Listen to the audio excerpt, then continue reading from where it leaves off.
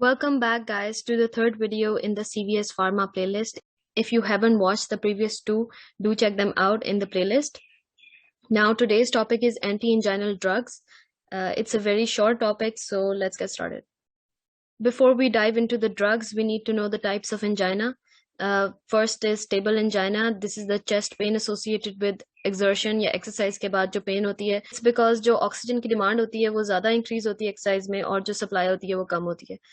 फिर आता है unstable angina. This is pain due to severe obstruction. कोई कॉर्निया आर्टरीज में थ्रोम्बोसिस हो गया, ऑब्स्ट्रक्शन हो गया, उसकी वजह से अनस्टेबल एंजाइना पेन होती है.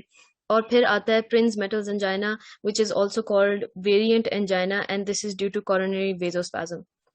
इसका जनरल कॉन्सेप्ट एंजाइना का यही बस माइंड में रखना है कि जब इंक्रीज ऑक्सीजन डिमांड और लो ऑक्सीजन सप्लाई होती है उसकी वजह से जो पेन कॉज होती है, दैट इज एंजाइना.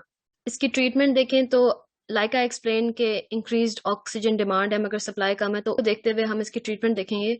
तो पहले जो ऑक्सीजन की डिमांड चाहिए उसकी वजह से जो वर्कलोड पड़ रहा है हार्ट के ऊपर उसको कैसे कम करना है. तो फर्स्टली हम देखेंगे कि इसमें डिक्रीज कैसे करेंगे प्री लोड. तो that is done by nitrates. फिर हमें उसका आफ्टर लोड डिक्रीज करना चाहिए, तो that is done by calcium channel blockers, potassium channel openers. और जो लास्टली है वो उसकी हार्ट रेट या कंट्रैक्टिलिटी किस तरह डिक्रीज करनी है, तो that is done by beta blockers. अब एंटी इंजाइनल ड्रग कैटेगरीज देख लेते हैं. इसमें सिर्फ 4 कैटेगरीज हैं. पहली है vasodilators which are nitrates, then cardiac depressants which are beta blockers, and जो दोनों काम करते हैं vasodilators and cardiac depressant, those are calcium channel blockers. और लास्टली है पोटेशियम चैनल ओपनर्स. अब फर्दर हम डिस्कस करते हैं वेजोडाइलेटर्स नाइट्रेट्स. पहले before we look at the drugs, we need to know the mechanism of action. Nitrates release nitric oxide, which is a vasodilator, और ये increase करता है CGMP. अब CGMP is super important because it causes dephosphorylation of myosin light chain kinase और decrease in calcium concentration in the cytosol. और जब हमें पता है कि calcium contraction करवाती है, तो अगर decrease calcium होगी तो उसकी वजह से relaxation of vascular smooth muscle fibers होंगे और उसकी वजह से vasodilation होगी. तो ये तो हो गया उसका मैकेनिज्म. अब some important points looking at the drugs. The names of the drugs are given on the left hand side. पहला आता है nitroglycerine which is also called glyceride trinitrate. फिर आता है आइसोसोर्बाइड डाइनाइट्रेट, फिर आइसोसोर्बाइड मोनोनाइट्रेट, और फिर बाकी एरिथ्रिटाइल टेट्रानाइट्रेट एक्सेट्रा आता है.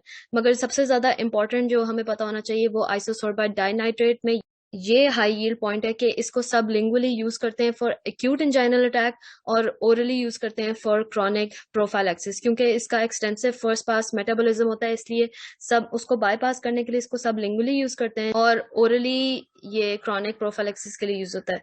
अगर क्रॉनिक प्रोफाइलैक्सिस के लिए बेहतर जो ड्रग ऑफ चॉइस है वो है आइसोसोर्बाइड मोनोनाइट्रेट, बिकॉज इसका कोई फर्स्ट पास मेटाबॉलिज्म नहीं है, इसकी वजह से ये इसकी बायो अवेलेबिलिटी ज्यादा है.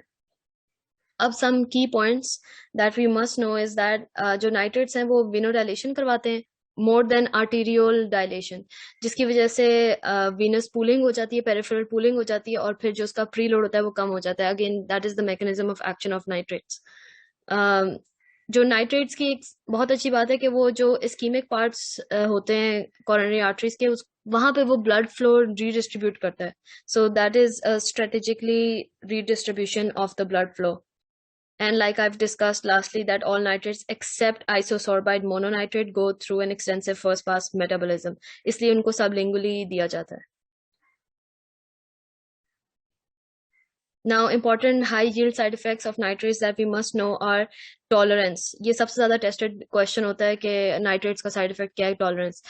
इसमें जब ज्यादा यूज करते हैं nitrates for longer periods of time तो उसकी वजह से टॉलरेंस डेवलप हो जाती है. So that can be prevented by giving a nitrate free interval for 8 to 12 hours. और इसी की वजह से एक मंडे डिजीज कॉज होती है. ये जो डायनामाइट फैक्ट्री वर्कर्स होते थे उसमें, क्योंकि डायनामाइट में इंग्रेडिएंट होता है नाइट्रोग्लिसरीन, तो बिकॉज नाइट्रेट्स आर वेजोडाइलेटर्स तो वो अफेक्ट करता था और it use to cause hypotension and other symptoms.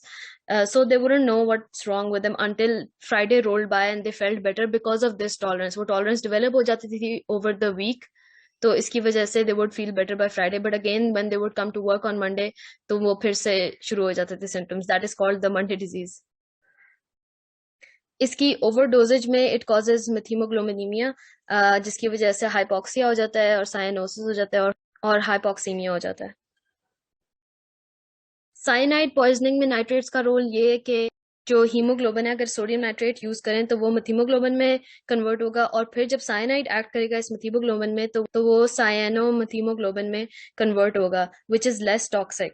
फिर उसके ऊपर अगर हम यूज करें सोडियम थायोसल्फेट, वो मेथीमोग्लोबिन प्लस सोडियम थायोसाइनेट एक्सक्रीट हो जाएगा यूरिन में. So this is how we can treat cyanide poisoning. If you want to know the background of cyanide poisoning, तो मैं थोड़ा सा बता देती हूँ कि it inhibits the cytochrome oxidase and prevents the utilization of oxygen, और ये bind करता है heme group को, which causes cellular hypoxia. अब आ जाते हैं कार्डियक डिप्रेसेंट्स में, जो कि बीटा ब्लॉकर्स. हमें पहले ही पता है कि beta blockers block the beta 1 receptors on the heart, तो इसकी वजह से हार्ट रेट कम हो जाती है, फोर्स ऑफ मायोकार्डियल कंट्रैक्शन कम हो जाती है, जिसकी वजह से कार्डियक वर्क कम हो जाता है और लेस कार्डियक ऑक्सीजन कंजम्पशन होती है. तो हमारा गोल यही है कि हमने उसका जो लोड है हार्ट के ऊपर वो कम करना है. Now, some key points that you must know that beta blockers are used in the prevention of angina only.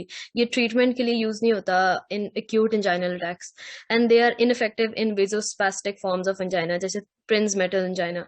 और acebutolol और pindolol जो हैं, they are contraindicated in the treatment of angina and MI. ये इसलिए contraindicated है because these drugs have intrinsic sympathomimetic properties which agonize the beta receptors. तो उसकी वजह से वो increase myocardial oxygen demand हो जाती है, leading to worsening of angina. फिर आता है कैल्शियम चैनल ब्लॉकर्स. इसमें यही है कि calcium channel blockers slow type calcium channels को ब्लॉक कर देते हैं, जिसकी वजह से कैल्शियम की एंट्री इनटू द सेल्स बंद हो जाती है और फिर कोई एक्साइटेशन कंट्रैक्शन नहीं होती.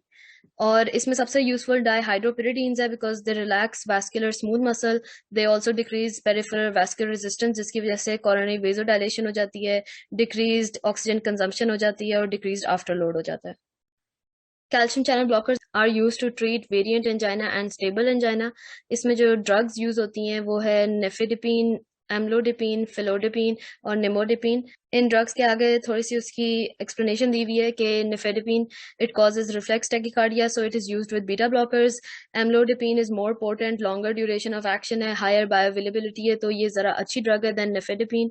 और felodipine can also produce tachycardia but it has greater vascular selectivity. और जो निमोडिपिन है, this is important with subarachnoid hemorrhages because ये freely cross करती है blood brain barrier and it is used to prevent cerebral vasospasm. अब इन सारी drugs में से जो भी calcium channel blockers हैं, they cause constipation as a side effect. तो this is also a high yield point. वो पूछते हैं calcium channel blockers का क्या side effect है, तो you should write constipation. फिर lastly आ जाता है potassium channel openers. इसमें एक ही drug है which is nicorandil, and it releases nitric oxide, which is a vasodilator which increases CGMP or फिर relaxation of vascular smooth muscle. It also opens the ATP dependent potassium channels, जिसकी वजह से efflux होता है, hyperpolarization होती है, venodilation होती है, arterial dilation होती है और फिर decreased preload or decreased afterload. Thank you for watching. That was the end of the video. I hope you enjoyed it. Like, share and subscribe.